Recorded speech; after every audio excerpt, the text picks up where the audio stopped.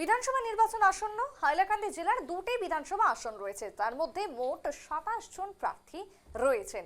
এবার বৃহস্পতিবার মানে ঠিক যেমনটা দেখাচ্ছিলাম যে গতকালকে মনোনয়নপত্র প্রত্যাহারের ছিল একেবারে শেষ দিন, আর শেষ দিনে 122 নম্বর আলগাপুর কাটলিছড়া বিধানসভা কেন্দ্রের দুই প্রার্থী মনোনয়নপত্র প্রত্যাহার করে নেওয়ায় নির্বাচনী ময়দানে 15 জন প্রার্থী বর্তমানে রয়েছেন।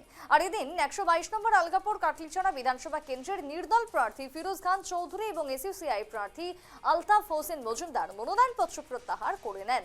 অন্যদিকে 121 নম্বর হাইলাকান্দি বিধানসভা কেন্দ্রে কেউ মনোনয়ন প্রত্যাহার না করায় ওই আসনে মোট 12 জন প্রার্থী প্রতিদ্বন্দ্বিতায় রয়েছেন। সব মিলিয়ে হাইলাকান্দিতে এবারে নির্বাচন যে যথেষ্ট জমে উঠেছে সেই ছবি গত কয়েকটা দিন ধরে পরিলক্ষিত।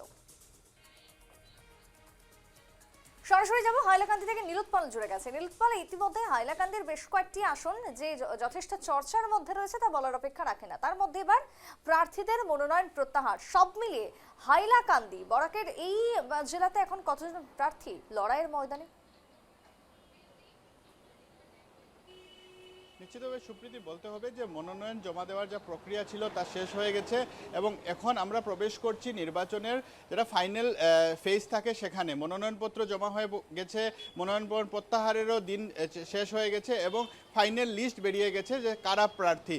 হাইলাকান্দি জেলায় যেরকম তুমি বললে দুটো বিধানসভা আসন আছে, আলগাপুর কাটলিছড়া এবং হাইলাকান্দি। আলগাপুর কাটলিছড়ায় 15 জন প্রার্থী আছেন এবং হাইলাকান্দিতে 12 জন, অর্থাৎ হাইলাকান্দি জেলা থেকে 27 জন প্রার্থী এবার নির্বাচনে অবতীর্ণ হয়েছেন। গতকালকে মনোনয়ন প্রত্যাহার করার দিন ছিল এবং সেখানে দুজন প্রার্থী মনোনয়ন প্রত্যাহার করেছেন, দুজনেই আলগাপুর কাটলিছড়া বিধানসভা সমষ্টির।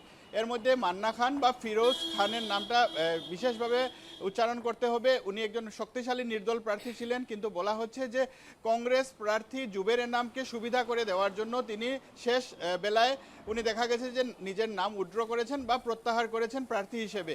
আলতাফ হোসেন আরেকজন প্রার্থী ছিলেন এসইউসিআইয়ের, তিনিও নাম প্রত্যাহার করেছেন এবং মোট প্রার্থী আলগাপুর কাটলিছড়ায় 15 জন হয়ে দাঁড়িয়েছে।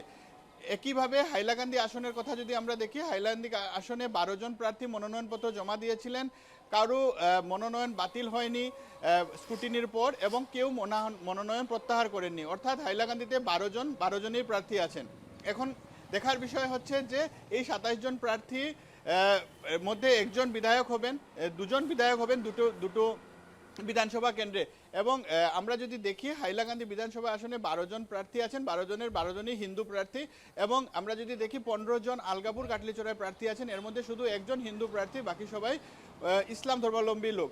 তো ইন্টারেস্টিং কথাটা হচ্ছে যে এখন আমরা প্রবেশ করছি ফাইনাল ফেজে, যেখানে ক্যাম্পেনিং হবে, এরপর ভোটদান হবে এবং সেই এক্সাইটিং ফেজটা আমরা এখন পাবো, যেখানে প্রার্থীরা ঘরে ঘরে যাবেন, সভা করবেন, ভোট ভিক্ষা করবেন এবং এবার পুরো তালিকা আমাদের সামনে আছে। গণতান্ত্রিক অধিকার সাব্যস্ত করবেন জনগণ এবং তার আগে ক্যাম্পেনিংয়ের মেগা ক্যাম্পেনিং হবে। বড় বড় স্টার ক্যাম্পেইনার হাইলাকান্দিতে আসবেন। বিজেপি ইতিমধ্যে ঘোষণা করেছে যে হাইলাকান্দিতে উত্তরপ্রদেশের মুখ্যমন্ত্রী যোগী আদিত্যনাথ আসবেন, রাজ্যের মুখ্যমন্ত্রী ডক্টর হিমন্ত বিশ্ব শর্মা হাইলাকান্দিতে আসবেন এবং কংগ্রেস দলের আমরা যা এখন পর্যন্ত যা ক্যাম্পেনিং দেখেছি, সেই ক্যাম্পেনিংয়ে কোনো স্টার ক্যাম্পেইনারের মুখ আমরা দেখিনি। প্রার্থীরা নিজেরাই এখানে স্টার ক্যাম্পেইনার, ওরা নিজেরাই বলছেন। সব মিলিয়ে আমরা এক্সাইটিং ফেজে প্রবেশ করেছি। 27 জন প্রার্থী হাইলাকান্দির দুটো বিধানসভা কেন্দ্র এবং তারা ক্যাম্পেনিংয়ে নামবেন এবং 9 তারিখ গণতন্ত্রের সবচেয়ে বড় দিন আমরা বলে আসছি, 9 এপ্রিল, সেদিন আম জনতার হাতেই ভাগ্য নির্ণয় হবে এই 27 জন প্রার্থীর। সুপ্রীতি, একেবারে তাই। নীলোৎপল, আপাতত ধন্যবাদ তোমায়। অর্থাৎ আগামী 9 তারিখের দিকে আমরা প্রত্যেকে অপেক্ষায় রয়েছি। হাইলাকান্দি সেখানে যে দুটি বিধানসভা রয়েছে তার মধ্যে মোট 27 জন প্রার্থী প্রতিদ্বন্দ্বিতার আসনে বা মুখোমুখি লড়াইয়ে রয়েছে, তাই সেই লড়াই যে যথেষ্ট জমে উঠছে, প্রচার প্রসার সব দিক থেকে হাইলাকান্দি এখন যথেষ্ট রাজনৈতিকভাবে উত্তপ্ত, সেই ছবি পরিলক্ষিত।